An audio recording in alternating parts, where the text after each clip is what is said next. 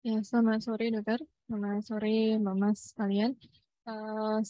Sore ini saya akan membawakan sebuah journal reading dengan judul Modern Perioperative Practices May Mitigate Effects on Continued Smoking Among Lung Cancer Patients.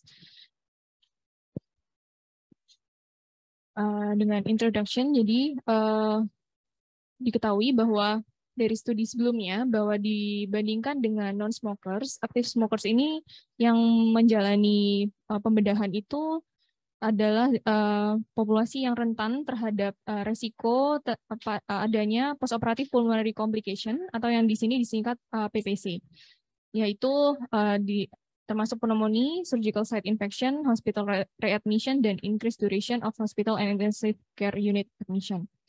Namun, benefit of quitting smoking, jadi keuntungan dari berhenti merokok sesaat sebelum operasi itu masih tidak jelas, dan sementara selama ini itu ahli bedah toraks itu merekomendasikan untuk berhenti merokok 1-2 bulan sebelum surgery. Nah, ini berakibat terhadap postponing atau penundaan terhadap tindakan operasi itu pada pasien-pasien yang masih aktif. Nah, ini belum ada konsensus guideline yang tersedia gitu. Jadi, goals dari jurnal ini adalah apakah delaying surgery ini masih punya benefit yang cukup pada era sekarang, di mana sekarang ini terdapat protokol ERAS atau Enhanced Recovery After Surgery, dan di mana approach yang sekarang mulai meningkat itu minimal invasif, dan relevansinya adalah pada pasien-pasien yang lebih mempunyai prognosis lebih jelek. Ini mungkin dapat langsung diarahkan kepada terapi definitif radioterapi. Pada jurnal ini, populasinya adalah pasien-pasien dengan NSLC stage 1-3 yang masih merokok, dan itu diambil dari database dari Universitas Texas.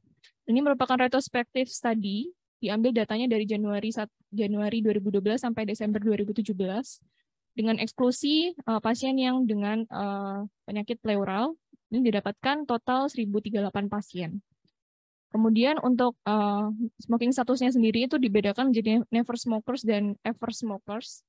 Dan ever smokers ini artinya adalah pasien-pasien yang masih merokok, itu dibedakan lagi menjadi current smokers atau yang masih merokok sebelum operasi, dan former smokers ini yang sudah tidak merokok. Nah, pada grup yang never smokers itu mereka adalah mereka yang tidak pernah merokok sama sekali, tapi dengan lung cancer ini dieksklusi, jadi tidak dimasukkan ke data. Kemudian current smokers ini dibagi menjadi 5 grup yang ini nantinya akan menjadi variabel. Itu ada grup 1, itu dia berhenti merokok 1-14 hari sebelum operasi. Kemudian grup 2 ini berhenti merokok 1 bulan sebelum operasi. Grup 3 itu 1 tahun, grup 4 1-5 tahun. Kemudian grup 5 ini berhenti merokok lebih dari 5 tahun sebelum operasi. Kemudian apakah yang dinamakan protokol ERAS? Itu adalah protokol yang digunakan di University of Texas ini untuk pulmonary resection, yaitu meliputi limited period of preoperative fasting. Jadi untuk preoperative fastingnya ini juga dibatasi. Kemudian untuk pain controlnya dia menggunakan opioid. Kemudian ada menggunakan blokade intercostal nerve juga. Kemudian meminimalisir dari stay di ICU, penggunaan tubes dan lain. Kemudian yang dimaksud dari postoperative pulmonary complication atau PPC dalam jurnal ini adalah meliputi dari banyak hal, yaitu pneumonia, ARDS, jadi tidak bisa lepas oksigen, harus punya oksigen di rumah. Kemudian prolonged air leak, atelektasis, efusi pleura, pneumotoraks, reintubasi, BPF. Ini jenis BPF yang mayor yang harus dilakukan intervensi kembali. Kemudian pulmonary embolism, tracheostomy, aspiration, dan penggunaan ventilator lebih dari 48, serta respiratory arrest atau gagal nafas. Kemudian analisisnya menggunakan multivariabel. Di sini didapatkan hasil bahwa ini demografinya, jadi dari sekian banyak tadi, 1078 pasien itu didapatkan kebanyakan itu pasien sudah berhenti merokok 5 tahun. Kemudian untuk median predicted FEV1-nya itu sekitar 83 dan median DLCO-nya 79. Kemudian ini juga untuk variabelnya itu dibedakan jadi torakotomi dan minimal invasif, di mana sebagian besar menjalani torakotomi. Kemudian untuk extent of resection-nya itu ada sublobar resection, lobectomy, bilobectomy hingga pneumectomy, dengan median estimated blood loss-nya itu 188 ml. Kemudian dari univariate analysis, ini didapatkan bahwa antara current smokers dengan postoperative pulmonary complication, di sini bisa dilihat bahwa perbedaannya tidak signifikan, bahwa antara pasien-pasien yang current smokers atau berhenti merokok 1-14 hari sebelum operasi, itu nyatanya kejadian postoperative pulmonary complication ini tidak berbeda jauh dengan pasien yang berhenti 1-5 tahun sebelum operasi.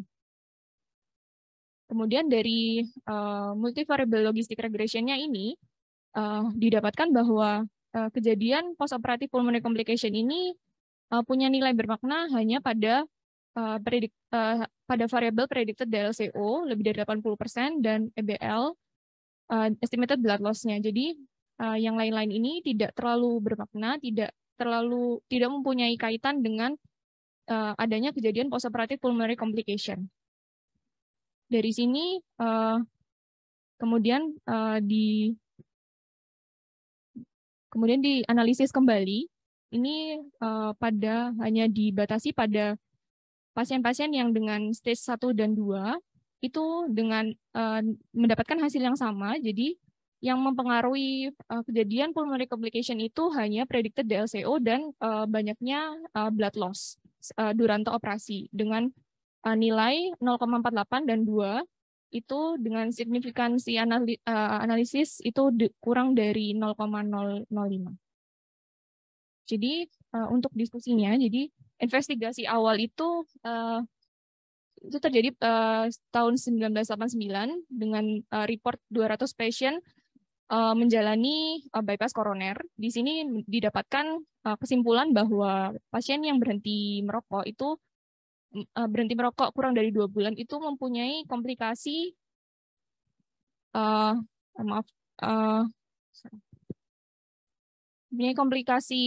pulmonari itu 4 kali lebih banyak daripada pasien-pasien yang berhenti merokok lebih dari 2 bulan sebelum operasi. Kemudian pada database dari Society of Thoracic Surgeon itu pada 7.000 pasien yang menjalani reseksi paru pada NSLC, ini intervalnya itu ternyata dengan jenis studi yang sama dengan jurnal ini, itu ditemukan tidak ada timing yang optimal untuk berhenti merokok. Jadi dari 2 data ini akhirnya disimpulkan bahwa penundaan waktu operasi pada pasien-pasien dengan active quitters atau yang masih merokok itu mungkin menimbulkan suatu ethical issue gitu. Nah, kemudian pada studi ini pun itu tidak mensupport bahwa menunda tindakan atau operasi pada pasien-pasien yang masih merokok itu mempunyai efek yang lebih baik dibandingkan pada pasien yang sudah berhenti merokok lama. Seperti itu. Namun, tobacco cessation counseling ini tetap harus dilakukan. Jadi, tujuannya adalah untuk fitness for surgery dan long-term benefits-nya. Jadi, dia bertujuan untuk mengurangi resiko dari rekurensi dari penyakitnya itu sendiri, kemudian kejadian kanker paru yang secondary, serta malignasi lain, dan postoperatif komplikasi yang lain. Nah, pada studi ini itu ada beberapa limitasi, yaitu di mana studi ini merupakan studi retrospektif dengan dia merupakan experience hanya di single tertiary referral, jadi cuma 1. Kemudian dia tidak bisa mengkuantifikasi tingkatan dari pasien-pasien yang berhenti merokok. Jadi pada pasien yang sudah berhenti merokok lebih lama itu tidak dinilai apakah ini itu improvement. Jadi sebelum dia berhenti merokok itu dia sudah berhenti merokok berapa lama itu tidak bisa dinilai. Kemudian ini juga pada jurnal ini tidak dievaluasi kejadian sequelae postoperatif yang lain. Jadi dari konklusinya ini penundaan operasi pada pasien-pasien yang belum berhenti merokok itu mungkin sebuah tindakan yang kurang etis. Kemudian tetap saja meskipun dari hasil penelitian ini tidak ada perbedaan antara berhenti merokok pada interval tertentu, namun tobacco cessation counseling ini penting untuk jangka panjang. Sekian dari jurnal ini.